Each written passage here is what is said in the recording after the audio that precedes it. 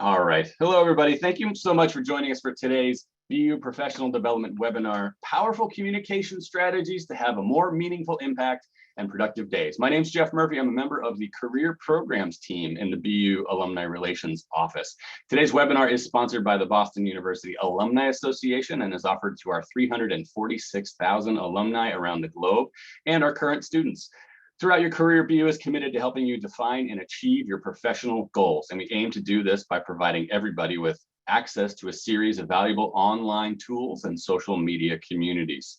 As we mentioned before we got started, I know we have alumni and students joining us from some very far away places around the globe today. Please know, all of you, we really appreciate your participation in this and every program that we offer.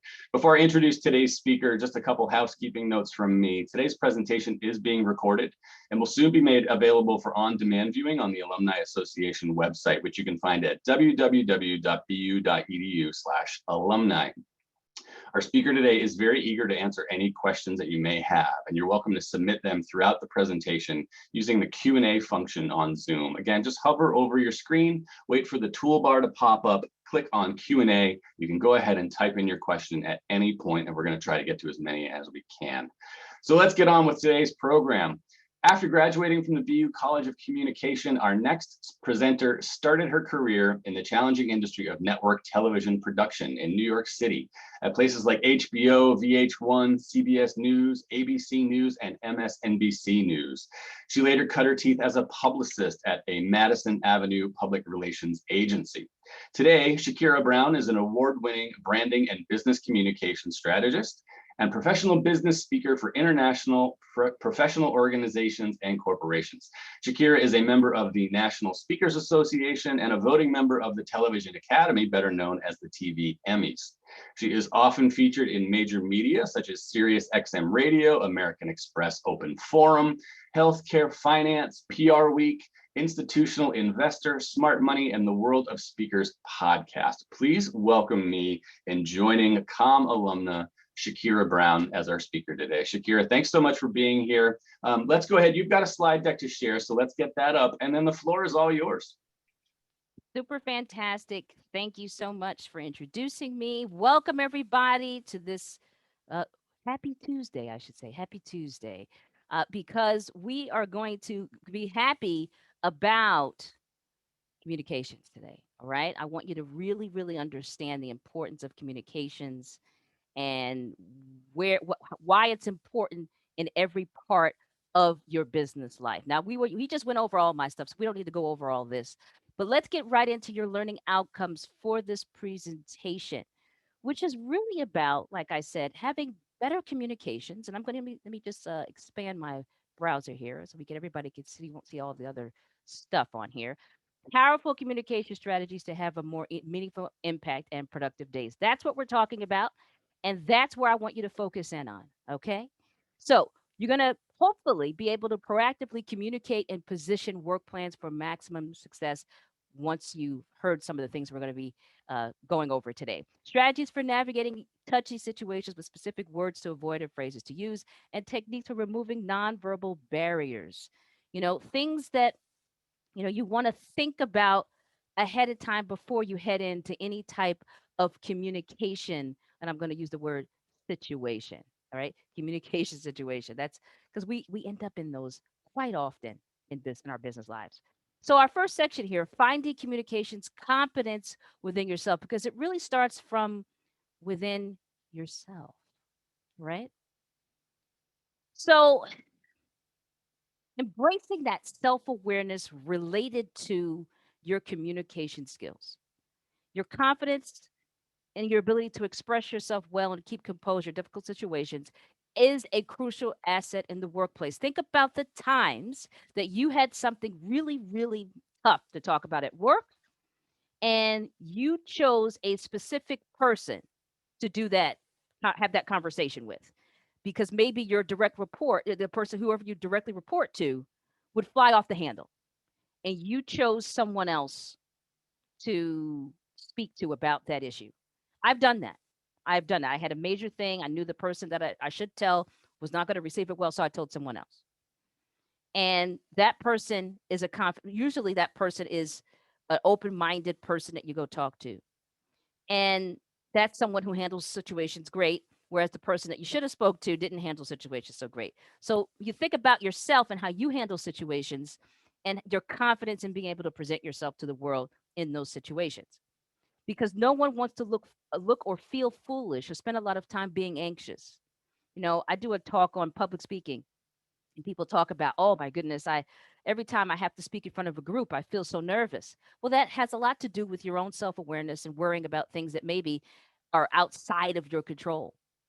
But if we are frequently anxious about making mistakes, we limit our own strength. So being aware of how you feel about communicating is essential for your communication success. So when we talk about achieving confidence within ourselves, it's about, understanding that we could be hampered by our own fears of failure and embarrassment, right? That holds us back, that psychological barrier that kind of we put up because we're not necessarily because of we lack expertise in communication, but we lack that confidence in our ability to be able to communicate. And some people feel like, they go on too much. Some people feel like they don't say enough. And then we have people who are just not comfortable speaking about certain things. So you have to find that confidence and really understand where you are in your work career and in your personal life and how you feel about yourself. And that will improve your ability to communicate. That will improve your ability to go out and have conversations with people you don't know. Think about we're all going to be going back into the networking environment. I'm starting to get emails from chambers of commerce and different activities. I'm booked for in person conferences for the rest of the year. This is all great stuff. But those who weren't good communicators prior to the pandemic may have slid back even further. You have to remember that, you have to find that confidence to be able to move forward in your conversations. So the success of your work plans, they rely on communication skills, your ability to be able to tell people that they've done something great or worse, they've done something wrong. We gain more of what we want and send stronger messages when we do so confidently. And confidence allows you to establish credibility with your audience. I mentioned networking. Prior to the pandemic, networking was something I did all the time. I would go to local events, I would network at conferences I was speaking at. And I'm also a business consultant among the 5,000 things that I do. I often advise business leaders, right, of medium, small businesses. And when I'm speaking with someone who owns a business and I hear something that I could feel like I could give them a little tidbit of advice, I will start to give them a little bit of information that I know. And I hear this more often than not. Shakira, I really believe what you are saying. And the reason why I believe that they say that to me is because I speak with confidence. I speak with intent. And what you have to understand is that when you speak with confidence, you automatically build credibility. So when I speak to someone, I usually only talk about things that I really know. And if I don't know it, full disclosure, I'll say, look, I'm not fully versed in this, but here's what I heard. This allows you to have smoother conversations. If you're trying to put on airs that you know something that you don't, that's not going to be good for you. So don't do that. So let's talk about some of those barriers that we have, cutting through the verbal clutter, if you will. So some of the barriers that we deal with, and these are things sometimes that we say that prevent us uh, from having strong communications between others. Experience is a communications barrier. Why? Because you might not have experience about something that you need to talk about, or you could be speaking with people who don't have the experience or the knowledge base education that you have. So if you don't understand with whom you're speaking with, that could become a communications barrier. Emotions and mood. I'm going to do those together.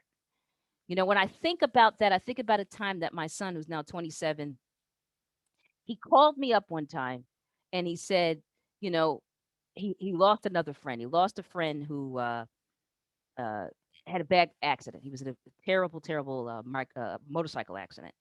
And my son is in a managerial role at his company.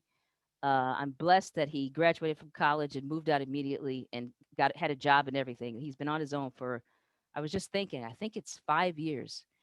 Um, and he had people on this day where he was very sad about his friend. He had people at work coming to him, asking him questions, people who needed things. And he told me, he said this, he told people, you know what? If this is not an emergency, could we resume this conversation tomorrow because today's not a good day? I was so proud of him. We've never even had a conversation about this type of stuff, but he had the wherewithal that his emotions and mood weren't there to have a workplace conversation, and he wasn't going to be effective at communicating if he had that conversation the way he was feeling. Think about that.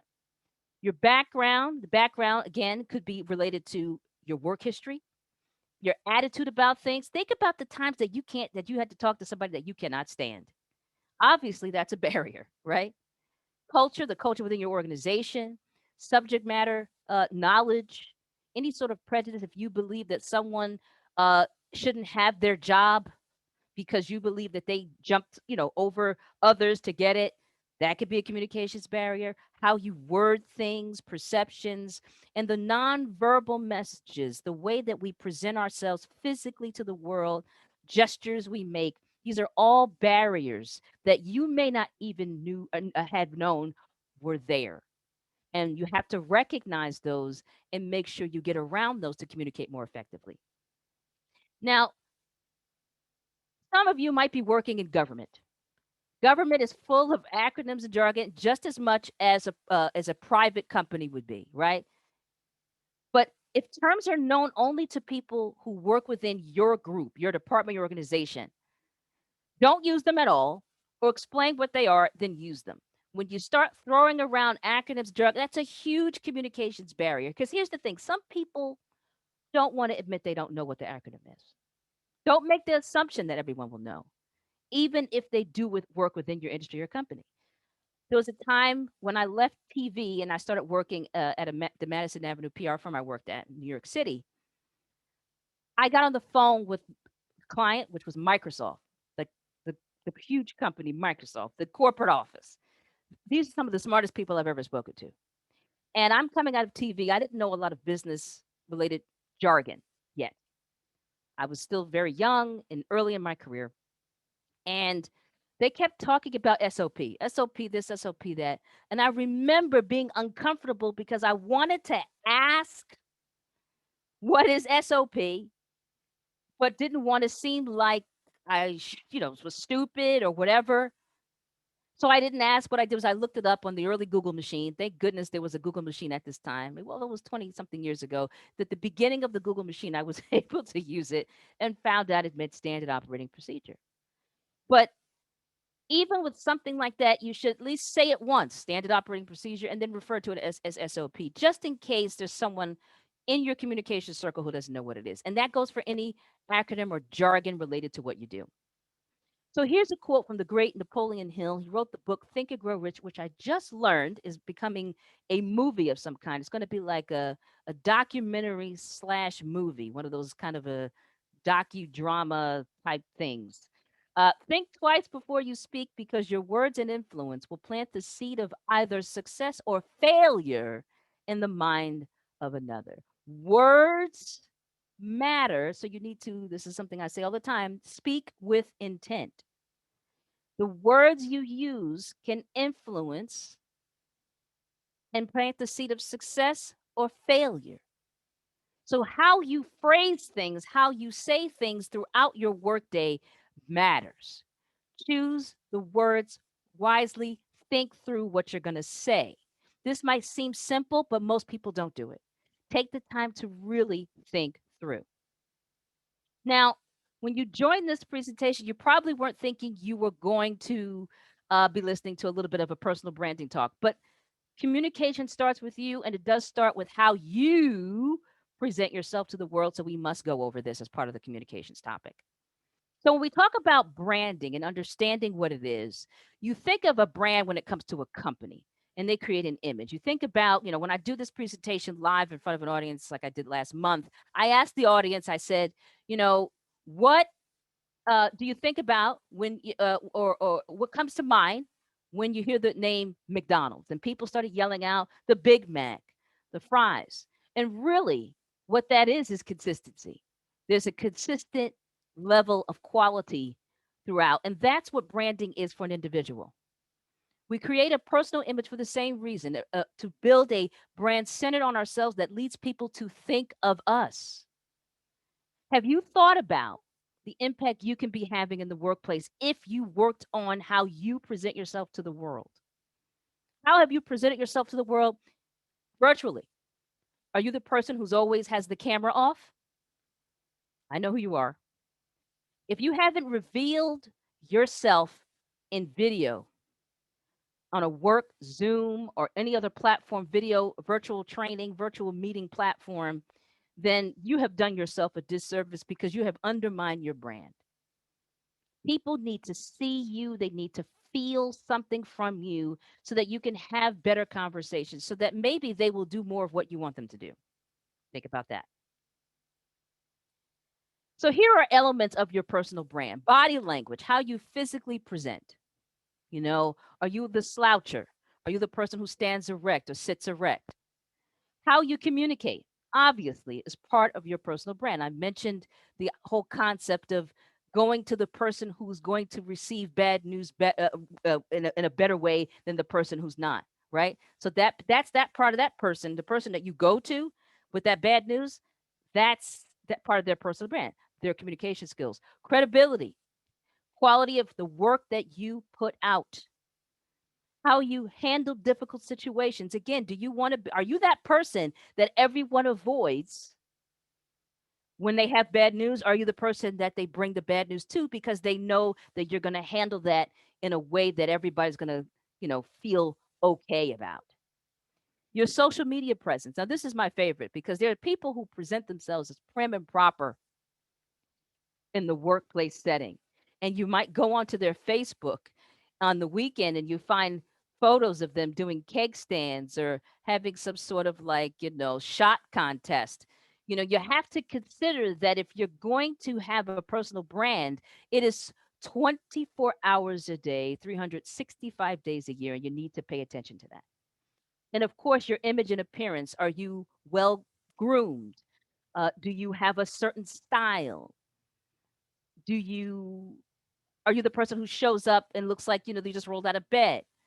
That's all, this is all part of your personal brand. And people, again, they make judgments. We can't control that. They make judgments about how you present yourself. And if you present yourself as someone who is amazing all the time, then you're going to be treated that way. Pumping up your expertise. That's one thing you could do to kind of build your brand. You have to start with believing that you are actually an expert. I tell people, you are an expert if you've been doing something for more than 2 years. You are an expert of sorts. And if you believe you're an expert, then you will present yourself as such. Always research any ideas you have, always back things up so that people can't undermine what you've presented. Get firsthand experience. Don't have people going to do something that you haven't done yourself. When my son was in grammar school, this is one of my favorite stories. He brings home something that from his teacher. His teacher gave him an assignment that he expected the parents to go out and purchase items to go do, right? So I'm looking on the internet. I go to the store, a craft store. I cannot find this thing. So I decide to email the teacher. And to my horror, the teacher responded to my email that I couldn't find the stuff. He said, "Oh, I just pulled that assignment out of a book and I don't know what that is either." You can't imagine the conversation I had with this teacher. And my son and I have a joke now because one of the things the teacher said to get out of it was, uh, I'm yelling at him on the phone because we ended up on the phone about this thing. I was like, how could you have parents going to look for something you don't even know what it is yourself? And his way of trying to get out of it was like, Jamie's a good student.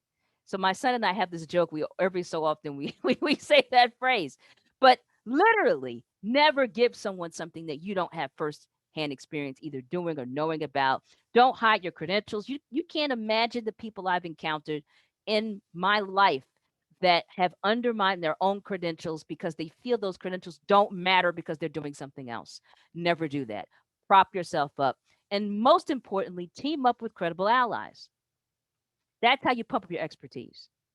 I did that at BU. That last one, team up with your credible allies. Well, I had to do a group project in my sophomore year at Boston University. And I chose not to be in a group with my friends that I hung out with on the weekends. I teamed up with all the smart people, all the people that the professors knew were super smart. I made sure those people were my friends too, but I didn't hang out with them on the weekends, just in class, because I team up with credible allies. I got an award. It was a great thing. Team up with credible allies, something that can pump up your expertise.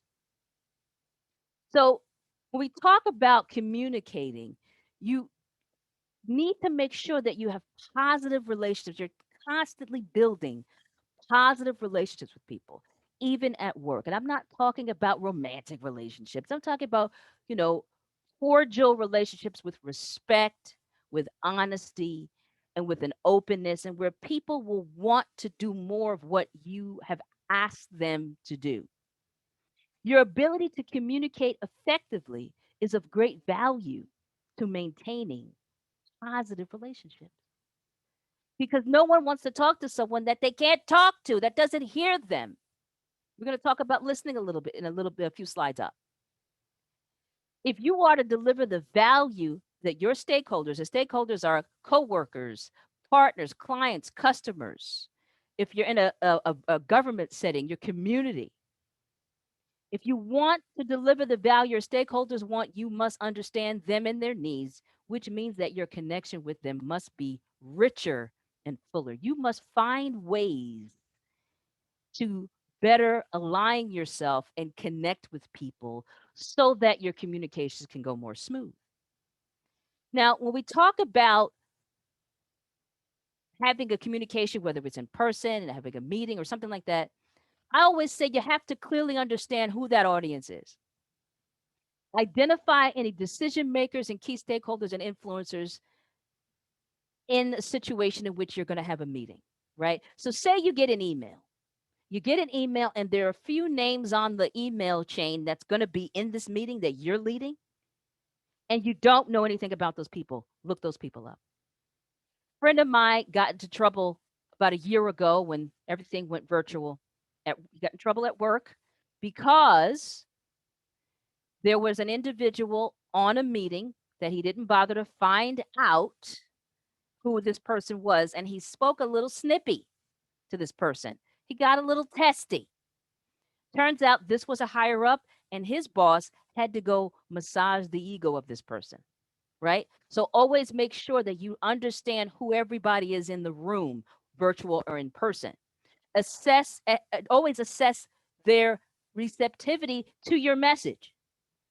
If you are going to ask for more money to go do something, a budget, right? You need a budget to go do something at work, but you just got an email that the company's cutting back. Now is not a good time, right? To ask for more money, even if you need it. You need to find another way, right? And of course, if you're in a selling situation where you're trying to get someone to buy something that you're offering or agree to something that you're trying to get them, maybe get permission to do something, you need to determine their decision making style. Are they someone who needs to think about something? Do they act quickly? These are the things you need to really figure out before you enter into a communication situation.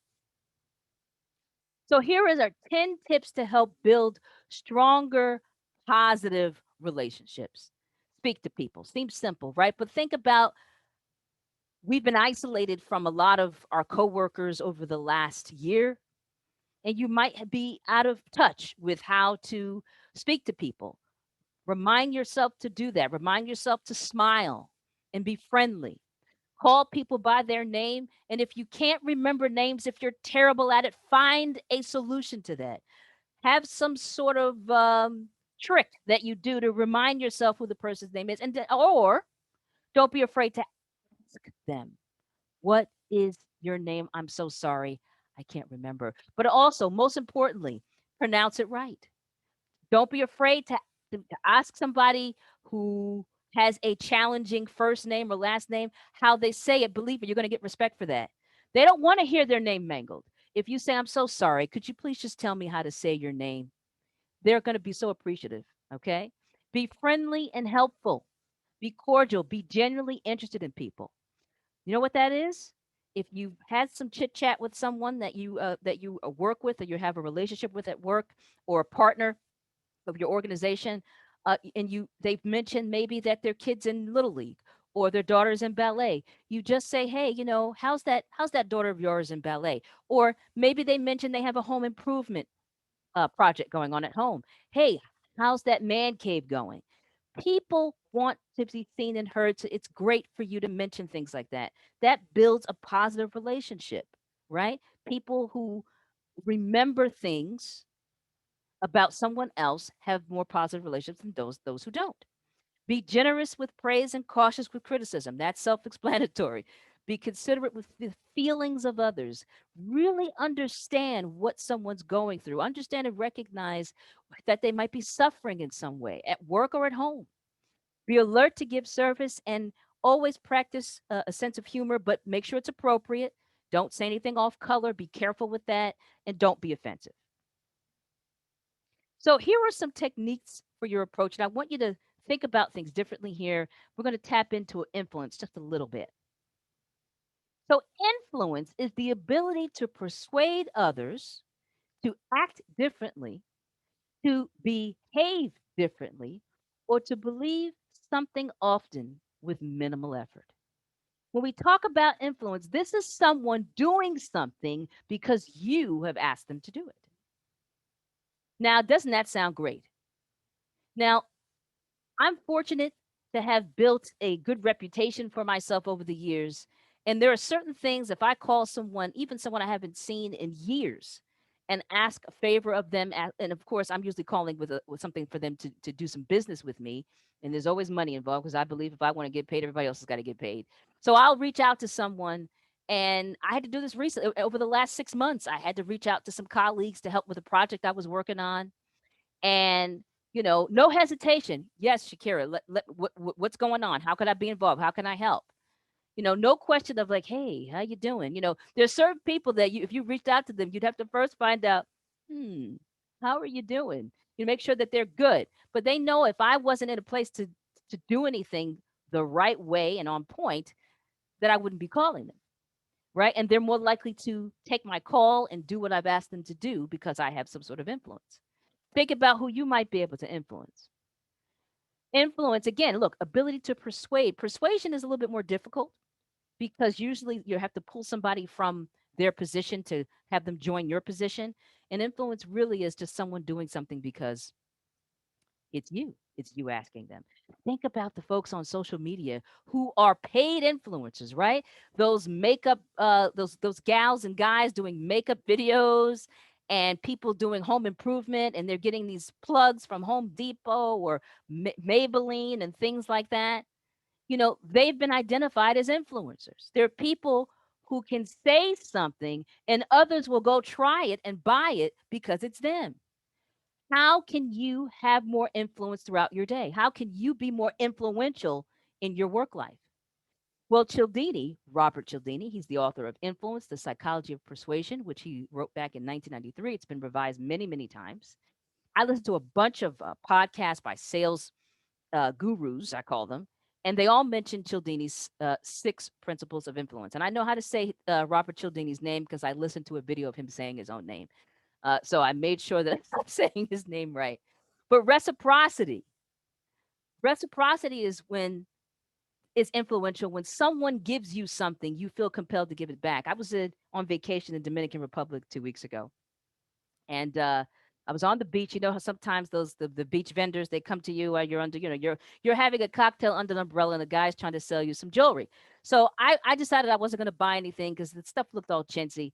He came to me and he says, "Hello, pretty lady," and he takes this little beaded, like it's like a dollar beaded bracelet. He puts it on me and tells me it's a gift. And I said, "Okay, I'm not going to buy anything." And he said, "Oh, no, no, you don't have to buy anything. This is my gift to you. Just keep it." And I was like, "Are you sure? Because I really don't want any of your stuff." And he said, "Yes, it's fine." So I said, okay. So I left the little beaded bracelet on and I went back to my cocktail and enjoying the ocean views. He put his little tray down with all his jewelry. He put it down right in front of my chair on the beach. And he stood there. I think he even made a phone call. He was hoping that I would feel that I needed to reciprocate by purchasing something. I want you to know I did not. And the whole time I was thinking, I was like, this is the whole Cialdini thing. I was like, he's practicing the reciprocal influence on me. And about 2 or 3 minutes later, literally an awkward 2 or 3 minutes, but I didn't care. I was on vacation. He finally took his thing of jewelry and walked away. I bought nothing. By the way, about an hour later, I noticed the bracelet was gone. It fell off. It was cheap. Anyway, consistency and commitment is another form of influence. And another example of that is the company Apple. Apple is consistent and committed to providing the most state of the art, amazing technical products out there, right? iPhone, iPad, whatever it is. And at the same time, that influences their customers to want to have the latest and the greatest. Every September, Apple puts out new products. They know that last September, those same people that are going to be standing online at the Apple store still, because that still happens, will be out there getting a new phone, even though they already have the phone from the previous year. Their influence on people is amazing. Doesn't influence me. I always have a phone 2 generations behind. Anyway, social proof. Now, social proof is something that you do and you don't even know it. If you have not looked at a review on Amazon or any other website before you purchase something, then you are an anomaly. That reviews, testimonials are social proof. We do it. We look at them all the time. We share our own social proof by posting our own review, our own testimonial.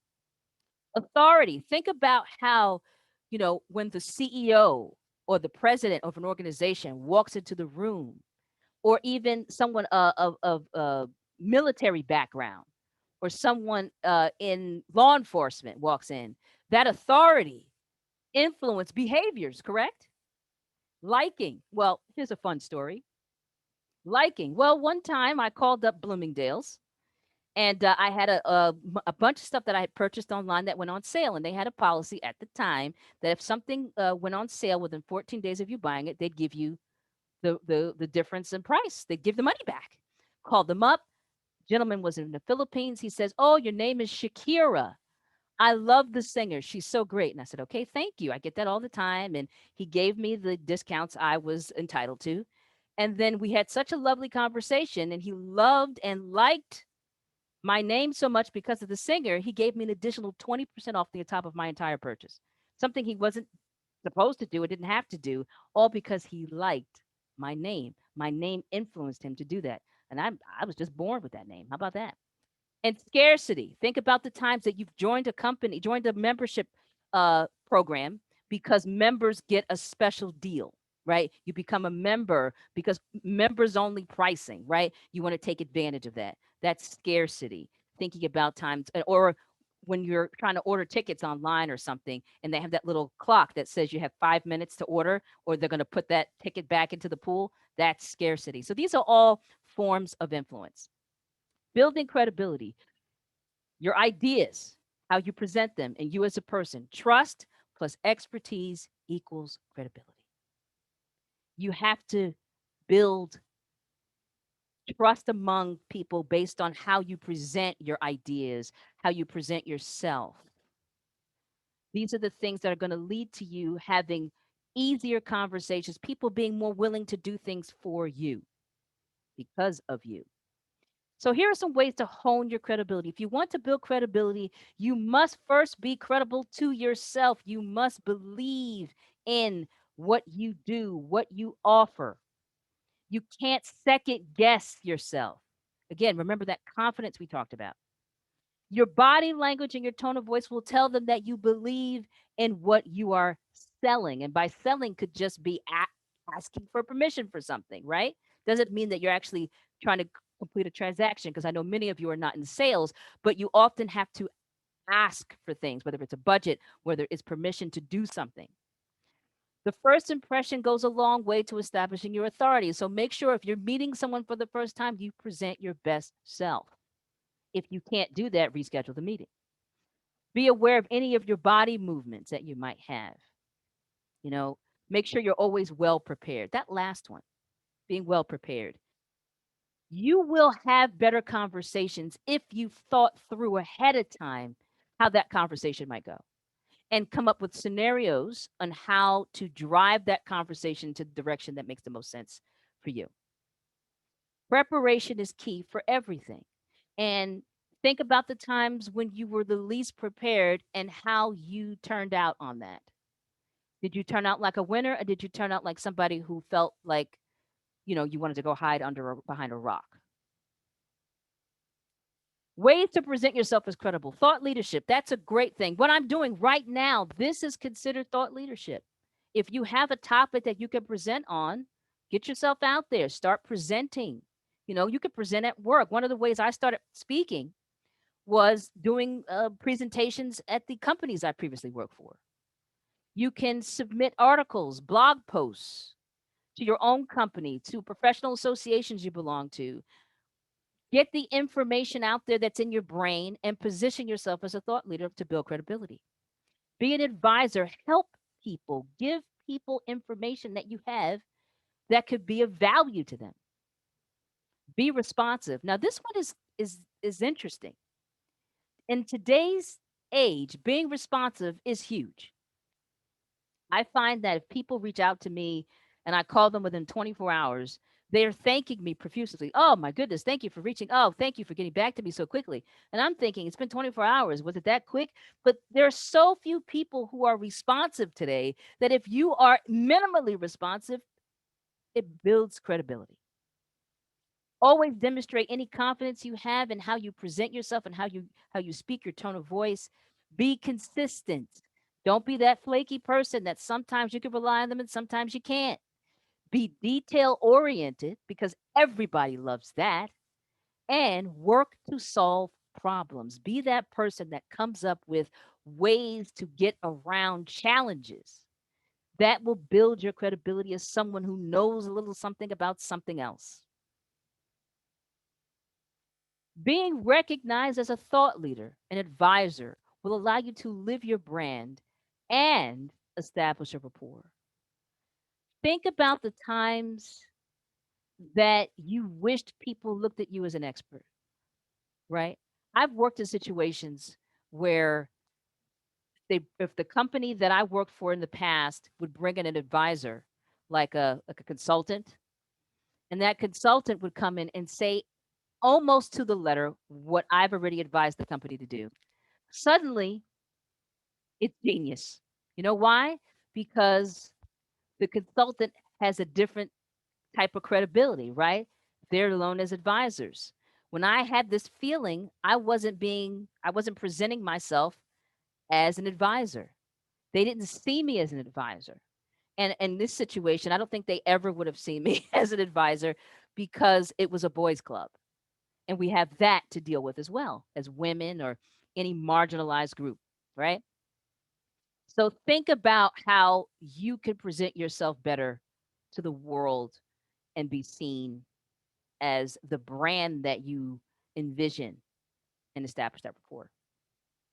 So make sure that when you are really trying to connect with someone, that you get up on the right foot. Rapport is basically a sense of mutual understanding, respect, and friendliness.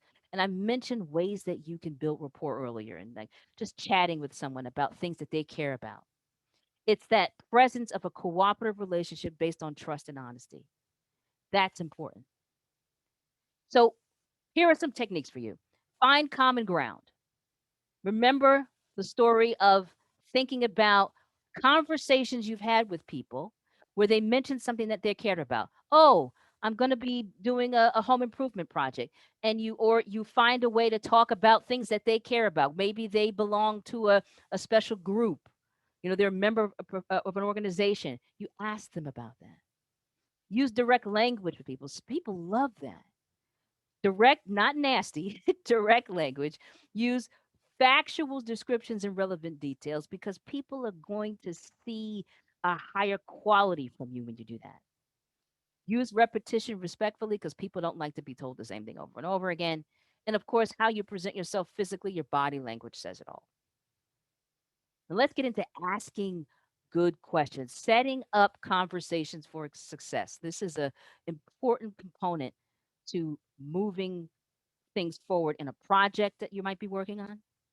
You have to prioritize these good communications. So, two basic elements of good comms: asking questions and listening to others. Some people ask a lot of questions just naturally, they just do it. And then some people have to find ways to ask pointed questions. If you can plan questions prior to meetings or conversations to ensure your questions have thought and depth to them. What I want you to think about is the whole concept of asking a lot of questions versus asking questions just to ask questions because you like to hear yourself talk. Don't do that. Everybody reads into that. That's bad. What I'm saying is questions that are going to move the conversation forward, and hopefully questions that will move the conversation forward in the direction that you want them to go into. So there are two types of questions: there's opened and closed questions. So your open questions encourage people to have a conversation automatically. They're phrased so they cannot be answered with a simple yes or no, and usually begin with some variation of the five W's: who, what, when, where, why, or can ask how. Open questions force people to add more detail to the conversation because remember that second bullet, you can't really answer yes or no. So people have to give more detail than yes or no. When you are trying to get information to get someone to do something, you ask open questions. You ask questions that will hopefully allow you to get more information so that you can, I'm going to use the word sell into whatever it is that you're trying to do. And by selling, it doesn't mean that you're physically selling a product. I know many of you don't do that. But anytime you need permission and you're requesting something, you have to usually sell people on the idea to get them to say yes or no, right? Your best uses of open questions are to obtain information as established, to really focus your conversation. Because what happens is when you have a conversation, sometimes people go off on tangents. But if you ask a question and get them to focus on what it is that you need them to focus on, the conversation will go in the way that you need. Of course, they can, you can ask the open question to find out what people think, solicit opinions, or even to gain consensus, to get people to get to that understanding, get around to that understanding piece. Here are your types of open-ended questions. The leading question: don't you just love how our new system works? Look at how that's phrased.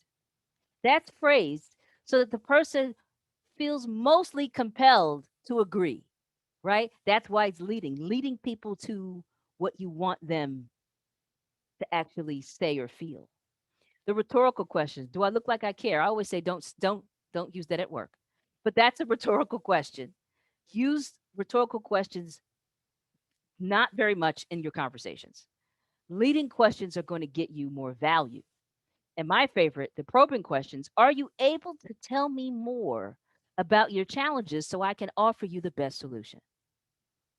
This is a question that could lead to information to allow you to sell further into something, to get more details so you can convince folks to do things. And again, I'm using the word sell not in the sense of getting people to buy something from you, but getting them to buy into whatever it is you're trying to get them to do. Closed questions: well, these are yes or no responses, or maybe like, answering your name, date of birth, etc. They restrict our responses and give us little opportunity to develop our thoughts before answering. They require very little effort, right? Yes or no requires no effort, right? They can be used intentionally or unintentionally to close down a conversation. Now, when you think about a closed question, this could be of value if you choose not to be in a conversation anymore, right? You ask a closed question just to kind of close things out and move on. It also can lead us to making assumptions, which of course are barriers. You don't want to have any assumptions. So you have to be careful with the closed questions and you use them strategically All right. So let's go back to that open question when you probe. This is my really a focus in on this. When you probe, you get others involved in participating because you're asking questions that is going to yield more information. So therefore, they're more involved. They get more information on the table, and it really forces you to listen. If you're that type of person who asks a question and drifts off, then don't bother being in the conversation. But when you're trying to actively find out more information, you are forcing yourself to listen because you have asked a question and you want the information. And also to help improve communication on both sides of the table because you really can, that information you would get out of that probing question can help you see how things are from the other person's perspective. Here are 5 ways to probe. Open questions. Ask an open question. Pause. See, that's awkward, right? Thought I was frozen. Pausing is great. You know why pausing is great in a conversation? It's because you have to allow someone sometimes to think a little bit deeper into something. So you pause, you just have a pause. Let that dead air be. Let it be. Let it ride. Let it set. Sometimes people in a pause will jump in and say something that they hadn't planned to say, which could help you. Reflective or mirror questions. Sometimes you ask a question back in the same way that they've asked the question just to clarify it.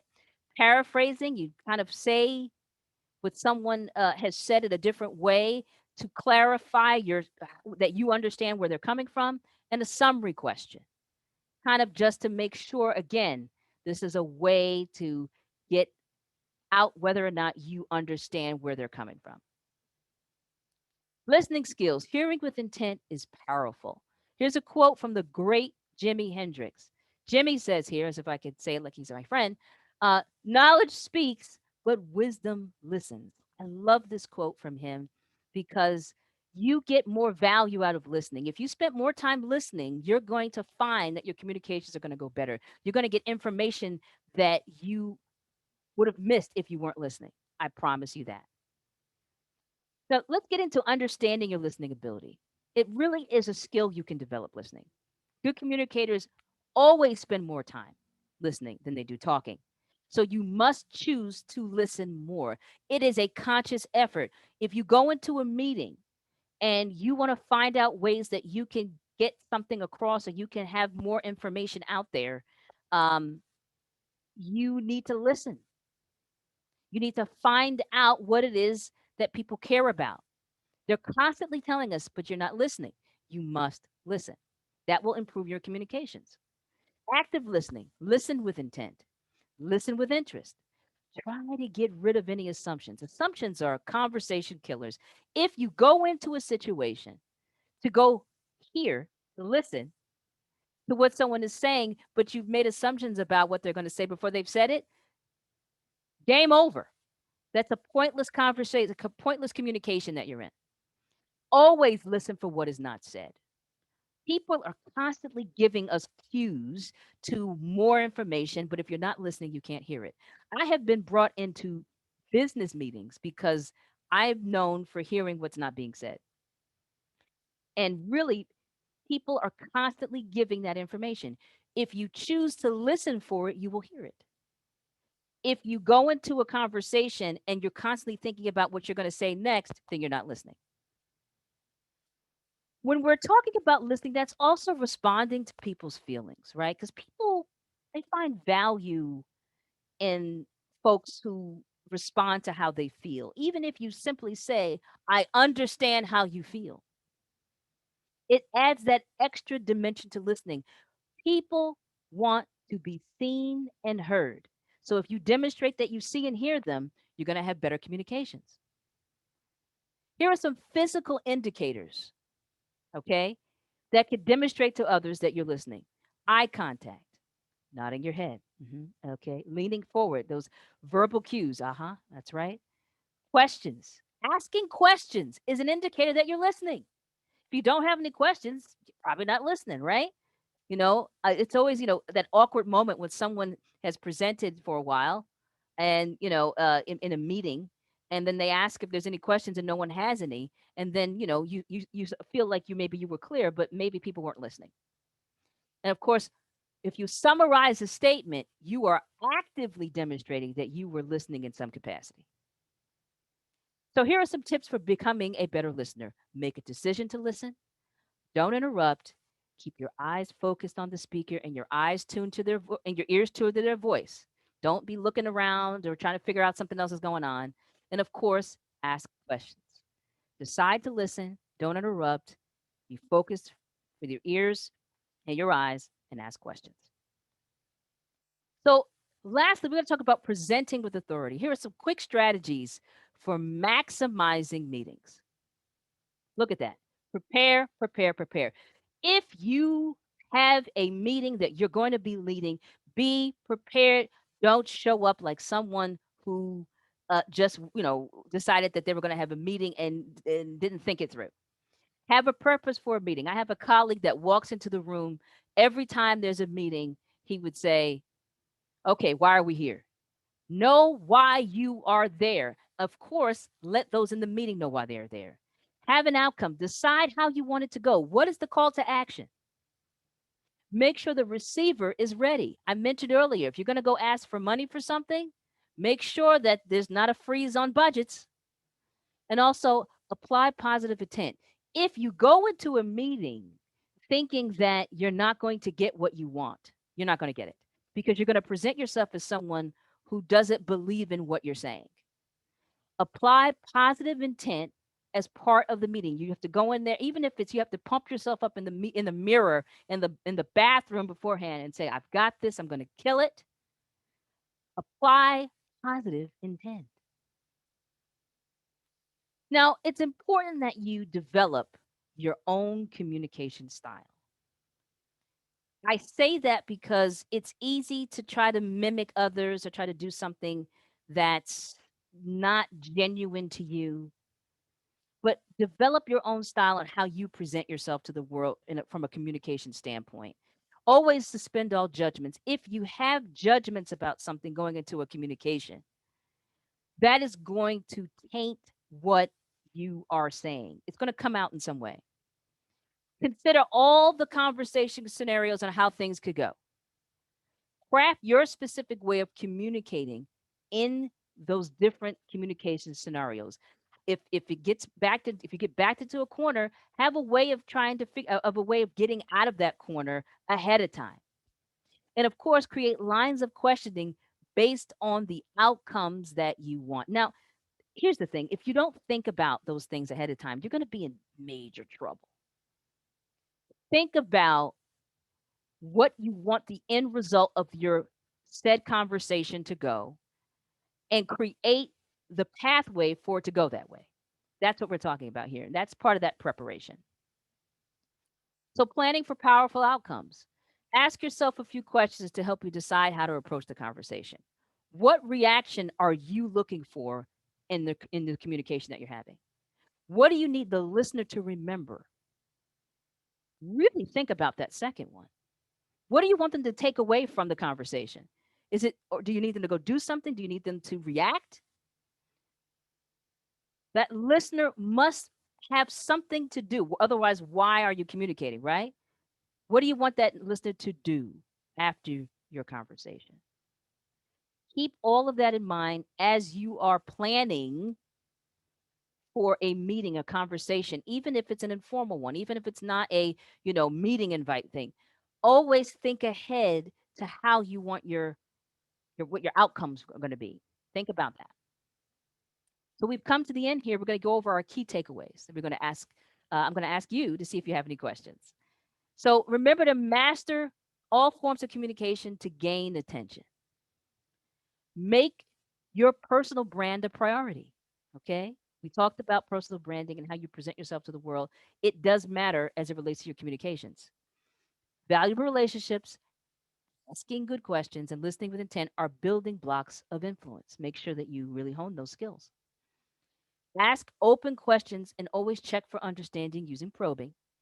And always prepare and adopt your own communication style. It's okay to have your own way of doing things. Don't think you have to do everything the way I'm telling you to do it today. What I want you to do is to be more conscious of how you present yourself in communication settings. And with that, I want to thank you and offer up some questions. But before we get the questions, I want you to see on the right here, I have a special limited attendee offer. I can't do this for all of you, but if you are in a organization, you're on a team, or you're in an organization that you feel would benefit from hearing this conversation, I can offer a virtual mini encore best practices session for your team and senior leaders. All you have to do is text the word encore to my 800 number, 833-948-2400. Just text the word encore into that. Just enter 833-948-2400 in your text, hit the word encore, and you're going to get a series of prompts for you to ask for your name, your email, and a link to hop on my calendar to discuss planning your encore session. We're going to plan it together. It's going to be customized to what your needs are. And it could be that it's a different topic. I can't do this for everyone. That QR code, if you use that QR code with your phone right now, you can hit the word send message. It'll automatically populate my number and the word encore, and you just hit send, and you'll get to start getting those series of questions. And with that, I'm going to turn it back over to Jeff to see what's what. What's going on, Jeff? Very cool. Thank you so much, Shakira. We'll definitely leave this up while we do questions so that people can make note of all the different ways to contact you, your social media links. I have seen, we actually met because, well, we'll talk about it later, but some of the videos that you've put out on your YouTube channel are super interesting. So I would definitely encourage people to check out your channel there. Thanks. Shakira, I think everything that you said about asking thoughtful questions was really interesting to me. And just as you were talking about, you mentioned something on a slide about shutting a conversation down. Carolina asked the question, what are your recommendations for communicating with people who never just respond with yes or no? For example, a 10-minute call always ends up being an hour-long call. How can you talk a little bit more about how you shut down a conversation or steer somebody to be a little bit more brief? So there's two things here. So if you have an understanding that the person is verbose, they go on and on and on, you have to actually be more strategic in your communications approach with this person. So that means you have to craft those questions that require the yes or no. And then sometimes, even if you craft the question that only requires a yes or no, and that would be dependent on what the subject matter is, the person still might feel like they need to add more detail. So what you could kindly do now, communications is two-way, right? So if you ask a yes or no question and the person decides to answer the question with more than yes or no, give them about 30 seconds and then repeat your question. Excuse me, I'm so sorry. I have another meeting in a few minutes. I just wanted to make sure I touch base with you and get your yes or no. You might actually need to say that. You might actually need to get, because if until they hear that you're looking for a yes or no, they may not be clear. So you may not be able to stop them from going into their long story, but you can politely interrupt, give them 30 seconds to get there. Maybe they can do it in 30 seconds this time. Ha ha ha. You interrupt them and say, I'm so sorry. This is something I just needed a yes or no question. And I'm sorry, I have to go in a few minutes, but could you tell me yes or no on this? And if they have a problem telling you yes or no, you're most likely not going to get a yes or no. And maybe the response is a non-response and you need to move on. But that's how I would do it. And I've had to do this because we've all encountered the verbose person. I think sometimes I am that person. Shakira, speaking of meetings to get to, I want to be respectful of your time. We are just a minute past the hour here. Do you have time for one more question? A good one from Judith here.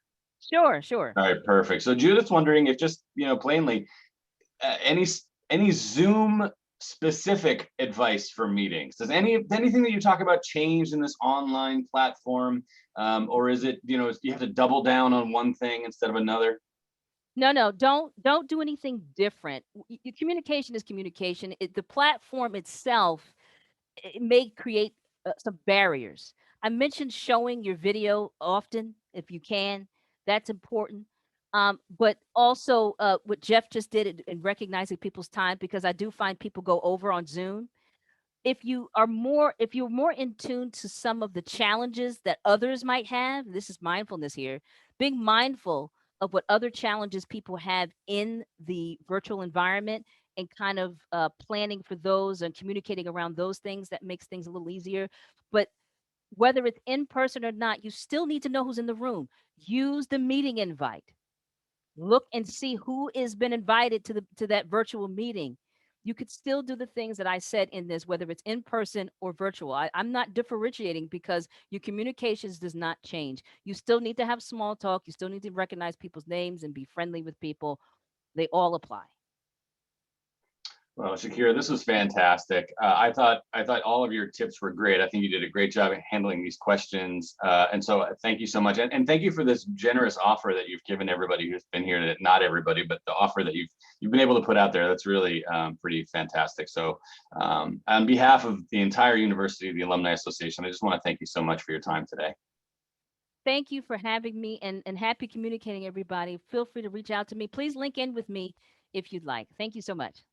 Awesome. My thanks go out to all of our guests for participating today. Specifically want to thank those of you who've supported the university with your donations.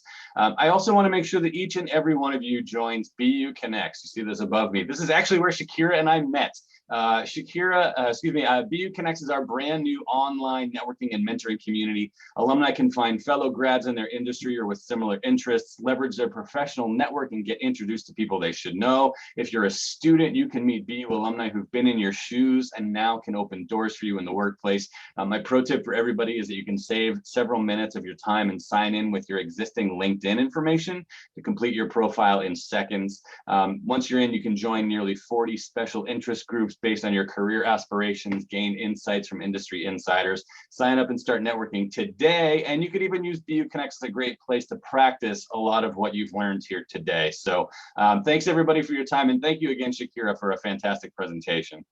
No problem. Thanks for having me. All right. I hope everybody has a great day or a great evening wherever you might be. Take care.